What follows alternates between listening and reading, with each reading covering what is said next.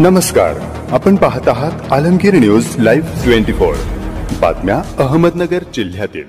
आज दिनांक 29 नोव्हेंबर 2024 शुक्रवार रोजी बहुजन समाज पार्टीच्या वतीने जिल्हा पोलीस अधीक्षक कार्यालयात निवेदन देण्यात आले। निवेदनात म्हटले आहे की दिवटे परिवार सर्व राहणार पेडगाव असून खुलेआम गज काट्या व तलवारी घेऊन फिरत आहे व जीवे मारण्याची धमकी देत आहेत।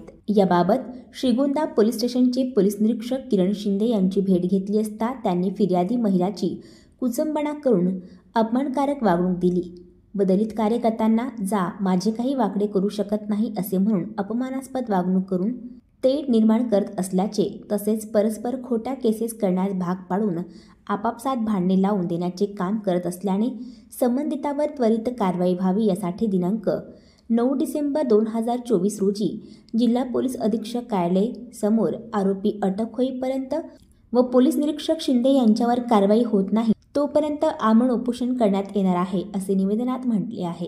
मी वसंत सकट बहुजन समता पार्टीचा राज्य उपाध्यक्ष आहे। माझ्या कुटुंबावरती दिनांक 23/11/2024 रोजी रात्री 8:30च्या दरम्यान हल्ला नवनाथ अबू दिवटे, अर्जुन नवनाथ दिवटे व करण अर्जुन दिवटे व त्यांच्या 3 महिला व त्यांचे वडील अशा 7 लोकांना हल्ला केल्यानंतर माझ्या मिसेसला व सुनबाई प्रियंका व मुलगा नितीन यांच्यावरती तलवारी काठ्यानं हल्ला केला। त्यामध्ये माझी सून प्रियंका नितीन सकट हिला 11 टाके पडलेले आहेत व मुलगा नितीन वसंत सकट याला 5 टाके पडलेले आहेत।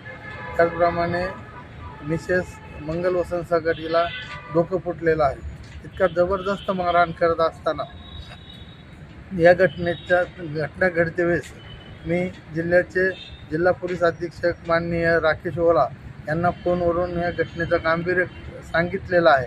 त्याचप्रमाणे दयानंद वाखारे DYSP यांनाही या घटनेबाबत फोनवरून कल्पना दिलेली आहे। त्याचप्रमाणे त्या तालुक्याचे PI किरण शिंदे यांनाही या घटनेबाबत फोन करून सांगितलं आहे। त्याचप्रमाणे 112 नंबरलाही मदतीसाठी मी विनंती केलेली आहे, परंतु ही घटना घडत असताना किंवा घडल्यानंतर कुठल्याही प्रकारची मला त्या ठिकाणी मदत मिळाली नाही। त्यामुळं मी जीव घेऊन माझ्या कुटुंबाला घेऊन मी श्रीगोंदा पोलीस स्टेशन येथे आलो असता संबंधित आरोपीने माझी गाडी अडवण्याचा प्रयत्न केला, परंतु त्याच प्रकारे मी तशीच गाडी पुढे घेऊन श्रीगोंदा पोलीस स्टेशनमध्ये आल्यानंतर या घटनेची फिर्याद देण्यासाठी विनंती केली।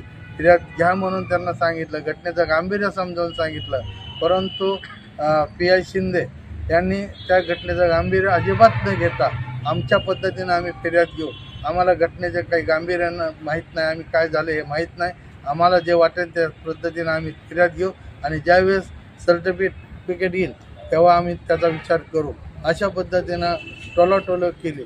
मी संघर्ष करून 3 वाजेपर्यंत त्या घटनेचा पूर्ण रक्तानं आलेले असताना ते पूर्ण रक्त गळत असताना 3 वाजेपर्यंत त्या ठिकाणी थांबून शेवटी 10-13 नंबरनं गुन्हा नोंदवला। एक 307 सारखा गुन्हा त्या ठिकाणी नोंदला, आर्मी ॲक्ट आहे आणि राईटचाही गुन्हा त्यामध्ये झालेला आहे। त्यानंतर सदर गुन्हा दाखल झाल्यानंतर आम्हाला संबंधित आरोपीनं धमकी दिली की जर तुम्ही पोलिसात जाता तर तुम्हाला घरात घुसून तलवारीने कापून काढू। याबाबत मी किरण शिंदे PI यांना त्याबाबत त्यांना विनंती केली की आरोपींना तातडीनं अटक करा, अन्यथा आमच्या जीविताला धोका आहे। त्यावेळेसही आम्हाला किरण शिंदेने अपमानास्पद वागणूक दिली।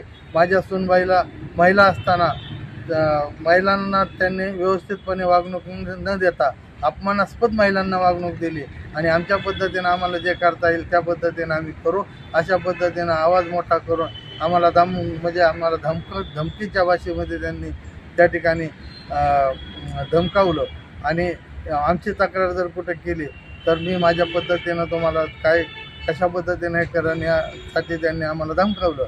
यानंतर मी या बाबतीत पुन्हा SP साहेब DYSP साहेब यांना या घटनेबाबत त्यांना विनंती केली की शिंदे साहेब आम्हाला न्याय देत नाहीत, अशा पद्धतीनं वागणूक देतात आणि आमचा जीव धोक्यात आहे.